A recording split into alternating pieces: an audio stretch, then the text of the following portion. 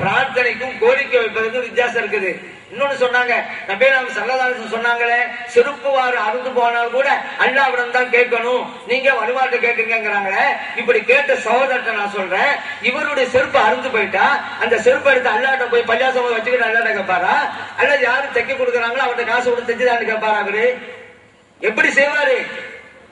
ஸல்லல்லாஹு அலைஹி வஸல்லம் சொல்லிட்டாங்கல்ல, அல்லாஹ்ட்ட தான் கேட்கணும்னு. ஆனா இப்ப கேட்ட சகோதரர் என்ன செய்வாரு? செருப்பு அறுந்து போச்சு வைங்க, எடுத்துட்டு போவாரு, தைக்கிறது உட்கார்ந்து கொடுத்து 5 ரூபா கொடுத்து தைச்சுதானே கேட்பாரு. இப்ப ஸல்லல்லாஹு அலைஹி வஸல்லம் சொன்ன ஹதீஸ் என்ன ஆகி போச்சு? அப்ப யோசிச்சு பார்க்கணும், ஸல்லல்லாஹு அலைஹி வஸல்லம் சொன்னது எந்த கருத்துல அப்படி யோசிச்சு பார்க்கணும்.